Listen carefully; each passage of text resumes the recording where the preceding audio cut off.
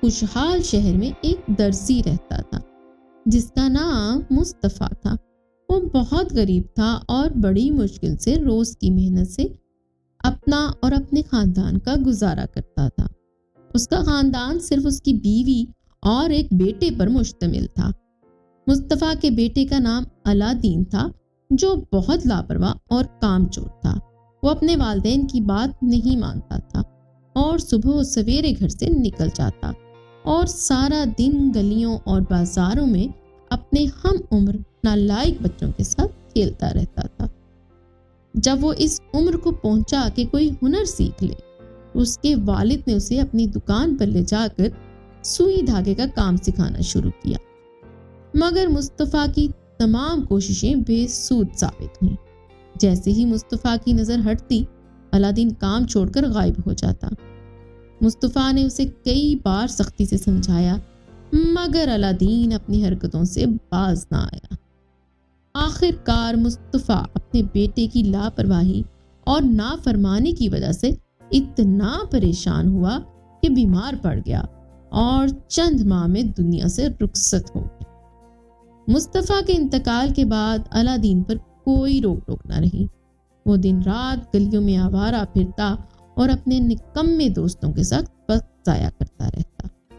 اس نے 15 سال کی عمر تک یہی زندگی گزاری اور کبھی یہ سوچا بھی نہیں کہ آگے اس کا کیا بنے گا۔ ایک دن حسب معمول وہ گلی میں اپنے دوستوں کے ساتھ کھیل رہا تھا کہ ایک اجنبی اس کے پاس سے گزرا۔ یہ اجنبی دراصل ایک جادوگر تھا جس کا تعلق افریقہ سے تھا اور وہ 2 دن پہلے ہی پاکستان آیا تھا۔ جادوگر نے علادین کے چہرے کو غور سے دیکھا اور سوچا کہ یہ لڑکا اس کے منصوبے کے لیے بالکل موزوں ہے۔ اس نے علادین کے دوستوں سے اس کے بارے میں پوچھا اور جب اسے تمام معلومات مل گئی تو وہ علادین کے پاس آیا۔ اس نے علادین کو اپنے دوستوں سے الگ کیا اور کہا، بیٹا کیا تمہارے والد کا نام مصطفیٰ درزی تھا؟ جی جناب، علادین نے جواب دیا، لیکن وہ کافی عرصہ پہلے انتقال کر چکے ہیں۔ یہ سن کر جادوگر نے علادین کو گلے لگا لیا اور اس کی آنکھوں میں آنسو آ گئے۔ اس نے کہا، میں تمہارا چچا ہوں، تمہارے قابل احترام والد میرے سگے بھائی تھے۔ جیسے ہی میں نے تمہیں دیکھا مجھے یقین ہو گیا کہ تم میرے بھائی کے بیٹے ہو۔ پھر اس نے علادین کو کچھ سکے دیے اور کہا، بیٹا یہ لے جاؤ اور اپنی والدہ کو میرا سلام کہنا، انہیں بتانا کہ میں کل تمہارے گھر آؤں گا تاکہ اپنے بھائی کے گھر کو دیکھ سکوں جہاں وہ اتنا عرصہ رہے اور اپنی زندگی کا اختتام کیا۔ علادین خوشی خوشی پیسے لے کر اپنی ماں کے پاس پہنچا اور کہا، امی کیا میرا کوئی چچا ہے؟ نہیں بیٹا، ماں نے جواب دیا، تمہارے والد کے نہ تو کوئی بھائی تھے اور نہ ہی میری طرف سے کوئی بھائی تھے۔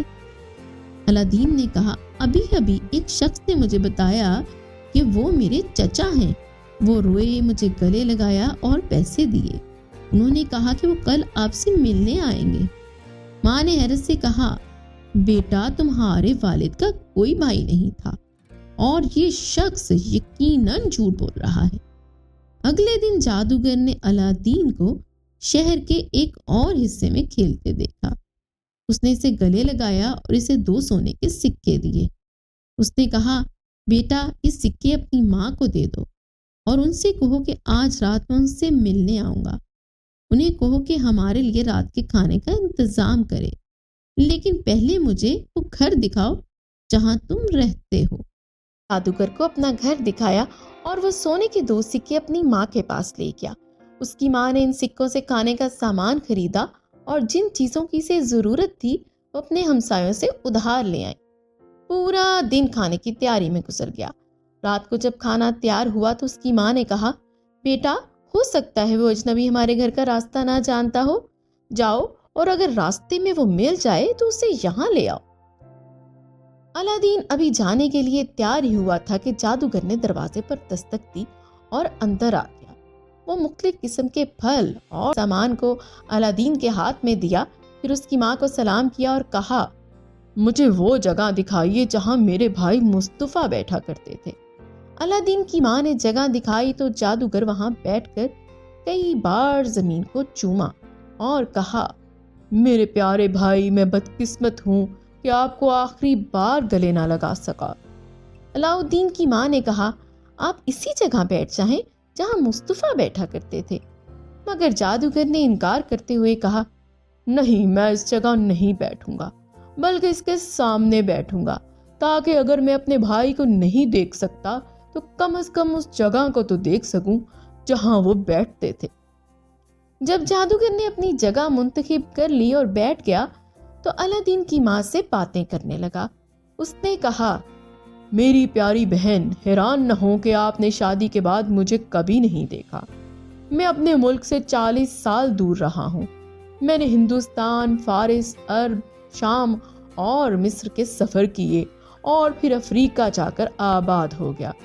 اب دل چاہا کہ اپنے ملک واپس آؤں اور اپنے بھائی کو گلے لگاؤں، لیکن یہاں آ کر ان کی موت کی خبر سنی۔ اللہ کا شکر ہے کہ میں ان کے بیٹے میں ان کی جھلک دیکھ رہا ہوں۔ یہ سن کر علاؤالدین کی ماں کو اپنے شوہر کی یاد آ گئی اور وہ رو پڑی۔ جادوگر نے ان کا دھیان بٹانے کے لیے بات بدل دی اور علاؤالدین سے پوچھا، بیٹا، تم کیا کام کرتے ہو؟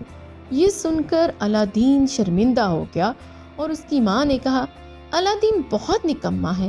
اس کے والد نے اسے اپنا ہنر سکھانے کی بہت کوشش کی مگر ناکام رہے۔ ان کے انتقال کے بعد بھی یہ کوئی کام نہیں کرتا، دن بھر گلیوں میں آوارہ گھومتا رہتا ہے۔ یہ سن کر جادوگر نے علاؤالدین کو ڈانٹتے ہوئے کہا، بیٹا، تمہیں اپنے پیروں پر کھڑا ہونا چاہیے اور کوئی کام سیکھنا چاہیے۔ اگر تمہیں اپنے والد کا ہنر پسند نہیں تو کوئی اور کام سیکھ لو، میں تمہاری مدد کروں گا۔ اگر تمہیں کوئی ہنر نہیں سیکھنا تو میں تمہارے لیے ایک دکان کھولوں گا، اسے خوبصورت سامان سے بھر دوں گا اور پھر تم اس دکان سے کمائی کر کے ایک عزت دار زندگی گزارو گے۔ یہ بات علاؤالدین کو بہت پسند آئی کیونکہ وہ کام سے بچنا چاہتا تھا۔ اس نے کہا، مجھے یہ کام پسند ہے اور میں آپ کا شکر گزار رہوں گا۔ جادوگر نے کہا، ٹھیک ہے، کل میں تمہیں بہترین کپڑے دلاؤں گا اور پھر ہم دکان کھولیں گے۔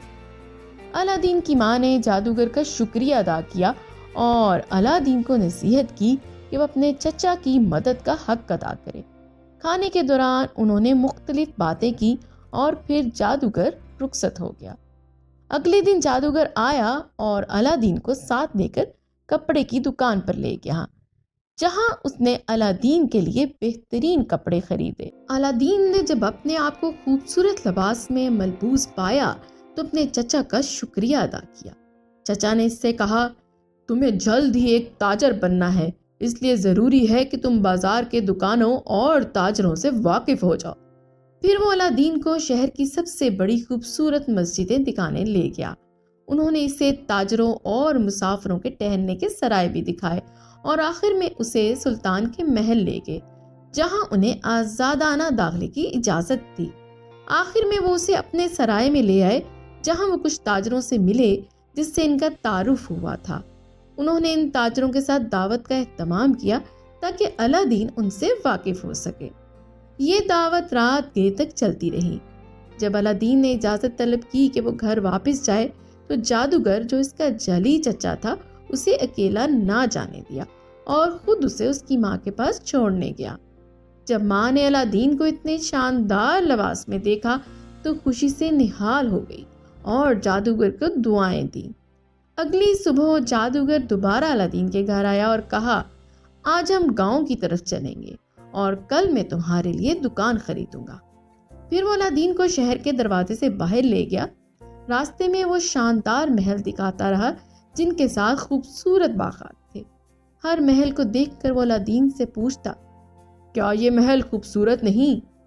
علاؤالدین، جو سب کچھ شوق سے دیکھ رہا تھا، ہر دفعہ کہتا، جی چچا، یہ تو پہلے والے سے بھی زیادہ خوبصورت ہے۔ جادوگر کی چالاکی سے وہ علاؤالدین کو شہر سے دور لے آیا۔ آخر کار وہ ایک باغ میں پہنچے جہاں ایک چشمہ تھا جس سے پانی ایک کانسی کے شیر کے منہ سے بہہ رہا تھا۔ جادوگر نے وہاں بیٹھنے کا بہانہ کیا اور کہا، آؤ بھتیجے، ہم تھوڑا آرام کریں اور پھر آگے چلیں گے۔ جادوگر نے اپنی کمر سے ایک رومال نکالا جس میں کچھ کیک اور پھل تھے۔ کھانے کے دوران اس نے الادین کو نصیحت کی، برے دوستوں سے دور رہو اور عقل مند لوگوں کی صحبت اختیار کرو، تم جلد ہی بڑے ہو جاؤ گے اور عقل مند لوگوں کی پیروی تمہارے لیے بہت فائدہ مند ہوگی۔ جب کھانے کے بعد وہ پھر سے چلے تو جادوگر نے الادین کو باغات کے اس پار ایک تنگ وادی کی طرف اشارہ کیا جو 2 پہاڑوں کے درمیان تھی اور اس طرف لے گیا۔ وہاں پہنچ کر جادوگر نے کہا، اب ہم مزید نہیں جائیں گے، میں تمہیں یہاں کچھ عجیب و غریب چیزیں دکھاؤں گا جنہیں دیکھ کر تم خوش ہو جاؤ گے، لیکن پہلے ان سوکھی لکڑیوں کو اکٹھا کرو تاکہ ہم آگ جلا سکیں۔ الادین نے فوراً بہت سی لکڑیاں اکٹھی کر لیں۔ جادوگر نے آگ جلائی اور اس میں کچھ خوشبو ڈال کر جادوئی الفاظ کہے۔ فوراً زمین کھل گئی اور ایک پتھر ظاہر ہوا جس میں ایک کانسی کی انگوٹھی لگی ہوئی تھی۔ الادین یہ منظر دیکھ کر خوف زدہ ہو گیا اور بھاگنے کی کوشش کی، لیکن جادوگر نے اسے بازو سے پکڑ لیا اور ایک زوردار تھپڑ مارا۔ الادین روتے ہوئے بولا، چچا میں نے ایسا کیا کیا؟ آپ نے مجھے مارا۔ جادوگر نے نرم لہجے میں کہا، میرے بچے ڈرو مت، یہاں ایک خزانہ چھپا ہوا ہے جو تمہارا مقدر ہے، اس پتھر کو صرف تم ہی اٹھا سکتے ہو، اس لیے جو کچھ میں کہوں اسے غور سے سنو اور میری ہدایات پر عمل کرو۔ الادین نے جادوگر کی باتیں سن کر کہا، ٹھیک ہے چچا، میں تیار ہوں، بتائیں مجھے کیا کرنا ہے۔ جادوگر نے خوش ہو کر کہا، اس انگوٹھی کو پکڑ کر پتھر اٹھاؤ۔ الادین نے جادوگر کے حکم پر عمل کیا اور پتھر آسانی سے اٹھا لیا۔ نیچے سیڑھیاں نظر آئیں جو ایک دروازے کی طرف جاتی تھی۔ جادوگر نے کہا، ان سیڑھیوں سے نیچے جاؤ اور دروازہ کھولو۔ اندر 3 بڑے ہال ہیں، ان میں سنہری اور چاندی کے برتن ہیں، لیکن خبردار انہیں چھونا مت۔ تم سیدھے تیسرے ہال تک جانا جہاں ایک باغ ہوگا، باغ کے آخر میں ایک چراغ ہوگا، اس سے اٹھا کر لاؤ۔ یہ کہہ کر جادوگر نے اپنی انگوٹھی الادین کو دی اور کہا، یہ انگوٹھی تمہیں ہر خطرے سے بچائے گی، بس میرے حکم پر عمل کرو۔ وہ بڑی احتیاط سے ان ہال سے گزرا کیونکہ اسے اپنی جان کا ڈر تھا۔ اس نے باغ کو بھی عبور کیا بغیر رکے اور چراغ کو نکال کر اس کی بتی اور تیل نکال دیا جیسا کہ جادوگر نے کہا تھا، اور اسے اپنی کمر بند میں رکھ لیا۔ لیکن جب وہ چھت سے نیچے اتر رہا تھا اور دیکھا کہ سب کچھ خشک ہے تو اس نے باغ میں رک کر درختوں کو دیکھا۔ درخت غیر معمولی پھلوں سے لدے ہوئے تھے اور ہر درخت پر مختلف رنگ کے پھل تھے۔ کچھ پھل سفید تھے، کچھ شفاف جیسے شیشہ، کچھ ہلکے سرخ اور کچھ گہرے سرخ، کچھ سبز، نیلے، جامنی اور پیلے۔ یہ پھل دراصل موتی، ہیرے، یاقوت، زمرد، نیلم اور دیگر قیمتی پتھر تھے، لیکن الادین ان کی قیمت سے لا علم تھا۔ اسے انجیر یا انگور زیادہ پسند تھے، لیکن چونکہ اس کے چچا نے اجازت دی تھی، اس نے فیصلہ کیا کہ ہر قسم کے کچھ پھل جمع کر لے۔ اس نے اپنے 2 نئے تھیلے جو اس کے چچا نے دیے تھے بھرے اور اپنی قمیض کے دامن میں بھی کچھ لپیٹ لیا۔ پھلوں سے لدا ہوا الادین واپس تینوں ہال سے گزرتے ہوئے بڑی احتیاط کے ساتھ غار کے منہ تک پہنچا، جہاں افریقی جادوگر بے صبری سے اس کا انتظار کر رہا تھا۔ جیسے ہی الادین نے اسے دیکھا، اس نے کہا، چچا براہ کرم مجھے باہر نکلنے میں مدد دیں۔ جادوگر نے کہا، پہلے چراغ مجھے دو، یہ تمہارے لیے بوجھ بن جائے گا۔ الادین نے جواب دیا، چچا میں باہر نکلتے ہی چراغ آپ کو دے دوں گا۔ جادوگر چراغ لینے پر بضد تھا اور الادین جو پھلوں سے بھرا ہوا تھا چراغ دینے سے انکار کرتا رہا۔ اس پر جادوگر غصے میں آ گیا اور اس نے کچھ جادوئی الفاظ ادا کیے اور آگ میں خوشبو ڈالی، جس کے بعد غار کا منہ دوبارہ پتھر سے بند ہو گیا اور زمین ویسے ہی ہو گئی جیسے پہلے تھی۔ یہ دیکھ کر الادین کو یقین ہو گیا کہ یہ جادوگر اس کا چچا نہیں بلکہ ایک دشمن ہے۔ اصل میں جادوگر کو اپنی جادو کی کتابوں سے اس چراغ کی اہمیت اور طاقت کا پتہ چل چکا تھا، اور وہ خود اسے حاصل نہیں کر سکتا تھا بلکہ کسی دوسرے سے تحفے کے طور پر لینا ضروری تھا۔ اس لیے اس نے الادین کو استعمال کیا، لیکن اس کا منصوبہ ناکام ہو گیا تو وہ غصے میں واپس افریقہ چلا گیا۔ غار میں اکیلا اور اندھیرے میں ڈوبا ہوا الادین دور پڑا جادوگر کو آوازیں دینے لگا کہ وہ چراغ دینے کو تیار ہے، لیکن کوئی جواب نہ آیا۔ آخر کار مایوس ہو کر اس نے سیڑھیوں کے نیچے جا کر دعا کی اور کہا، اللہ کے سوا کوئی طاقت اور قوت نہیں۔ دعا کے دوران اس نے اتفاقاً اپنی انگلی پر پہنی انگوٹھی کو رگڑ دیا۔ فوراً ایک خوفناک جن حاضر ہوا اور بولا، میرے مالک حکم کیجئے، میں انگوٹھی کے غلاموں میں سے ہوں۔ الادین نے کہا، مجھے یہاں سے باہر نکالو۔ جن نے فوراً اسے غار کے باہر لا کھڑا کیا۔ الادین نے اللہ کا شکر ادا کیا اور گھر کی طرف روانہ ہوا۔ گھر پہنچتے ہی بھوک اور کمزوری کی وجہ سے وہ بے ہوش ہو گیا۔ ہوش میں آنے پر اس نے اپنی ماں کو تمام واقعہ سنایا اور دونوں نے جادوگر کی بے وفائی پر افسوس کیا۔ اگلی صبح الادین نے اپنی ماں سے کھانے کو مانگا۔ اس کی ماں نے کہا، بیٹا گھر میں کچھ نہیں بچا، لیکن میرے پاس تھوڑا سا سوت ہے، میں اسے بیچ کر کھانے کا انتظام کرتی ہوں۔ الادین نے کہا، ماں یہ چراغ مجھے دے دو، میں اسے بیچ کر کھانے کا بندوبست کرتا ہوں۔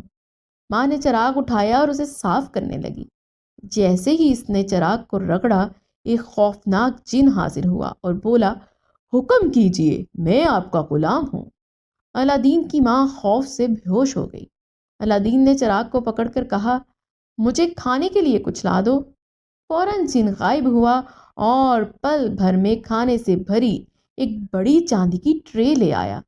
الادین نے اپنی ماں کو ہوش دلایا اور دونوں نے کھانے سے لطف اٹھایا۔ الادین کی ماں حیرت میں پڑ گئی جب انہوں نے بڑی سی ٹرے، 12 برتن، 6 روٹیاں، 2 جگ اور پیالے دیکھے اور برتنوں سے اٹھنے والی خوشبودار مہک کو محسوس کیا۔ بیٹے، انہوں نے کہا، یہ سب کچھ ہمیں کس کی مہربانی سے ملا ہے؟ کیا بادشاہ نے ہماری غربت کے بارے میں جان کر ہم پر رحم کیا ہے؟ الادین نے کہا، ماں یہ سب باتیں بعد میں کریں گے، پہلے آؤ کھانا کھائیں۔ آپ کو بھی ایک اچھے ناشتے کی اتنی ہی ضرورت ہے جتنی مجھے ہے۔ کھانے کے بعد میں آپ کو سب کچھ بتا دوں گا۔ ماں اور بیٹے دونوں میز پر بیٹھ گئے اور شوق سے کھانے لگے، لیکن الادین کی ماں بار بار برتنوں کو دیکھتی اور سوچتی رہتی کہ یہ چاندی کے ہیں یا کسی اور دھات کے۔ ان کے لیے ان برتنوں کی انوکھی خوبصورتی زیادہ اہم تھی، نہ کہ ان کی قیمت۔ وہ دونوں ناشتے سے دوپہر تک کھاتے رہے اور پھر سوچا کہ دونوں کھانے ایک ساتھ کر لیں، یہاں تک کہ ان کے پاس رات کے کھانے کے لیے بھی کافی بچ گیا اور اگلے دن کے لیے بھی 2 وقت کا کھانا باقی رہا۔ جب کھانے کے بعد الادین کی ماں بچا ہوا کھانا اٹھا کر رکھ رہی تھی تو وہ صوفے پر بیٹھ گئی اور کہا، بیٹے اب تم مجھے وہ سب کچھ بتاؤ جو اس جن اور تمہارے درمیان ہوا جب میں بے ہوش ہو گئی تھی۔ الادین نے انہیں سب کچھ بتا دیا۔ یہ سب سن کر الادین کی ماں جن کی باتوں اور اس کے ظہور پر حیران ہو گئی۔ انہوں نے کہا، بیٹے ہمیں جنوں سے کیا کام؟ میں نے کبھی نہیں سنا کہ کسی نے انہیں دیکھا ہو۔ یہ بدصورت جن مجھ سے بات کیوں کر رہا تھا جبکہ وہ تمہیں پہلے غار میں ہی نظر آ چکا تھا؟ الادین نے جواب دیا، ماں یہ وہ جن نہیں ہے۔ پہلا جن جو مجھے غار میں نظر آیا تھا خود کو انگوٹھی کا غلام کہتا تھا، اور یہ جن جو آپ نے دیکھا یہ چراغ کا غلام ہے، لیکن مجھے لگتا ہے کہ آپ نے اس کی بات نہیں سنی ہوگی کیونکہ آپ بے ہوش ہو گئی تھیں۔ ماں نے کہا، کیا چراغ اس جن کے ظہور کا سبب تھا؟ بیٹے اسے میری نظروں سے دور کر دو، میں اسے بیچنے کو ترجیح دوں گی بجائے اس کے کہ پھر کبھی بھی اس کی وجہ سے ڈر جاؤں، اور میری مانو تو انگوٹھی سے بھی چھٹکارا حاصل کر لو، کیونکہ جن تو ہمارے نبی پاک صلی اللہ علیہ وآلہ وسلم کے فرمان کے مطابق شیاطین ہیں۔ الادین نے جواب دیا، ماں میں چراغ کو نہیں بیچوں گا کیونکہ یہ ہمارے لیے بہت کارآمد ثابت ہو سکتا ہے۔ وہ جادوگر جو چراغ کے پیچھے تھا جانتا تھا کہ یہ قیمتی خزانے سے زیادہ قیمتی ہے، اور چونکہ یہ ہمارے پاس ایمانداری سے آیا ہے اس کا فائدہ اٹھانا چاہیے۔ البتہ اگر آپ اس سے ڈرتی ہیں تو میں اسے ایسی جگہ رکھوں گا جہاں یہ آپ کو نظر نہ آئے، لیکن انگوٹھی میں اپنے پاس رکھوں گا کیونکہ اس نے میری جان بچائی ہے اور شاید آئندہ بھی بچا سکتی ہے۔ ماں نے کہا، جو تمہارے دل میں آئے کرو، لیکن میں جنوں سے کوئی تعلق نہیں رکھنا چاہتی۔ جب ساری خوراک ختم ہو گئی تو الادین نے ایک چاندی کا برتن اپنی قمیض کے نیچے چھپا لیا اور بازار میں بیچنے کے لیے نکل پڑا۔ راستے میں ایک یہودی ملا اور اسے اس نے وہ برتن بیچ دیا، لیکن یہودی نے اس برتن کی اصل قیمت سے بہت کم قیمت دی اور الادین کو دھوکہ دیا۔ کچھ دن بعد الادین ایک سونار کے پاس گیا جو ایماندار تھا۔ اس نے الادین کو بتایا کہ یہ برتن بہت قیمتی ہیں اور ان کی قیمت یہودی سے کئی گنا زیادہ ہے۔ اس کے بعد الادین نے کبھی کسی دھوکے باز سے سودا نہیں کیا۔ الادین اور اس کی ماں نے چراغ اور انگوٹھی کی مدد سے اپنی زندگی گزارنی شروع کر دی۔ الادین نے بازاروں میں مختلف لوگوں سے بات کر کے دنیا کے بارے میں معلومات حاصل کی۔ ایک دن جب الادین شہر گھوم رہا تھا تو اس نے ایک اعلان سنا کہ سب لوگ اپنی دکانیں اور گھروں کے دروازے بند کر لیں کیونکہ بادشاہ کی بیٹی حمیدہ بیگم نہانے کے لیے جا رہی ہیں۔ الادین نے سوچا کہ وہ شہزادی کا چہرہ دیکھے گا۔ وہ حمام کے دروازے کے قریب جا کر چھپ گیا۔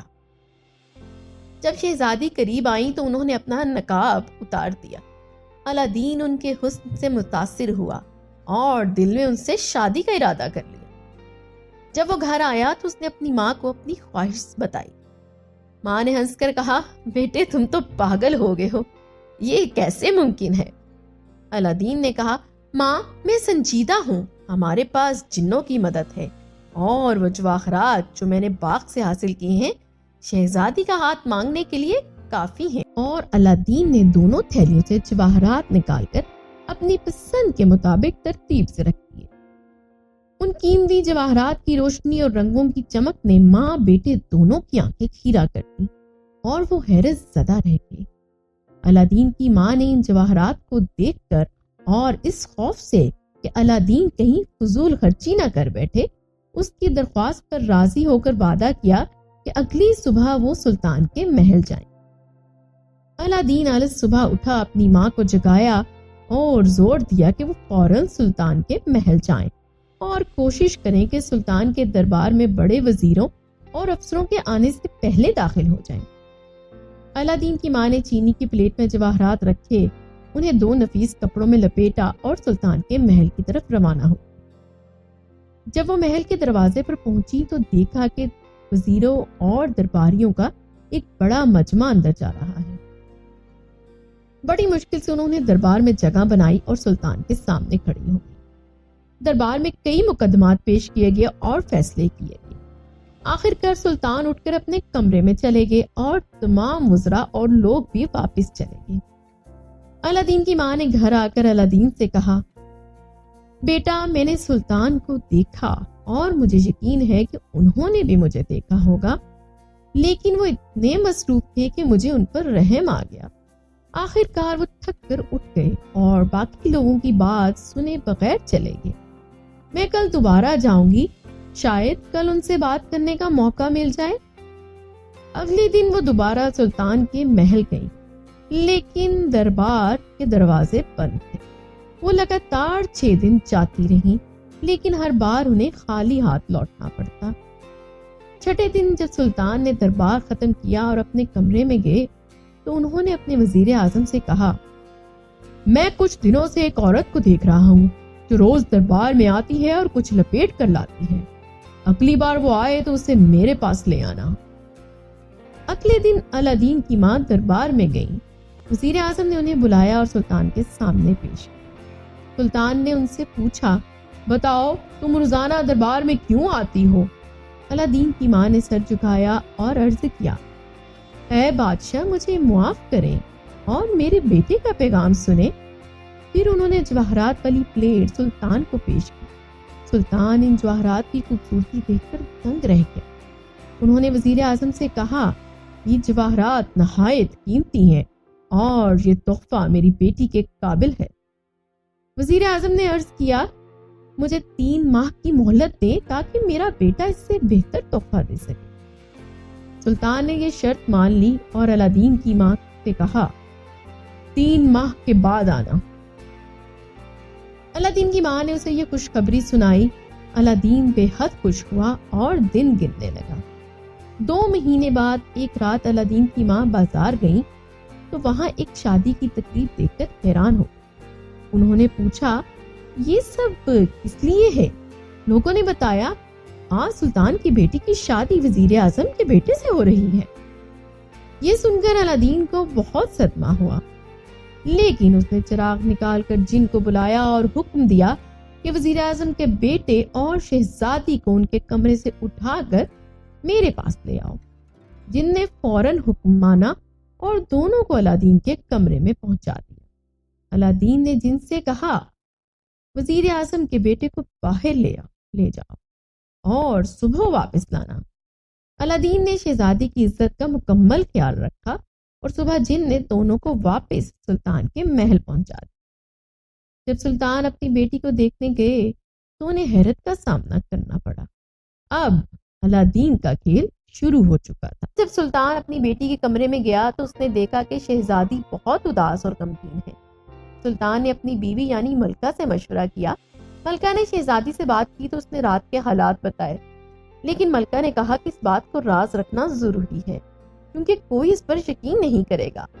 وزیر اعظم کے بیٹے نے بھی خاموشی اختیار کی کیونکہ وہ سلطان کا داماد بننے پر خوش تھا۔ اگلی رات بھی وہی ہوا۔ الادین کے حکم پر چراغ کا جن دلہا اور دلہن کو دوبارہ کسی غیر آرام دہ جگہ لے گیا۔ اگلی صبح شہزادی نے سلطان کو ساری بات بتا دی۔ سلطان نے وزیر اعظم سے مشورہ کیا اور وزیر نے بھی تصدیق کی کہ اس کے بیٹے کے ساتھ ایسا ہی ہوا۔ اس پر سلطان نے شادی کو ختم کرنے کا اعلان کر دیا۔ اسی دوران الادین کی ماں سلطان کے پاس دوبارہ حاضر ہوئی کیونکہ 3 ماہ کی مدت پوری ہو چکی تھی جو سلطان نے الادین کی ماں سے وعدہ کیا تھا۔ سلطان کو یہ توقع نہیں تھی کہ الادین کی ماں اپنا وعدہ یاد دلانے آئے گی۔ وزیر اعظم نے مشورہ دیا کہ سلطان الادین پر ایسی شرط رکھے جو وہ پوری نہ کر سکے۔ سلطان نے الادین کی ماں سے کہا میں اپنی بیٹی کی شادی تمہارے بیٹے سے کر دوں گا، لیکن پہلے وہ مجھے 40 سنہری تشتریوں میں ہیرے جواہرات اور دیگر قیمتی چیزیں بھیجے۔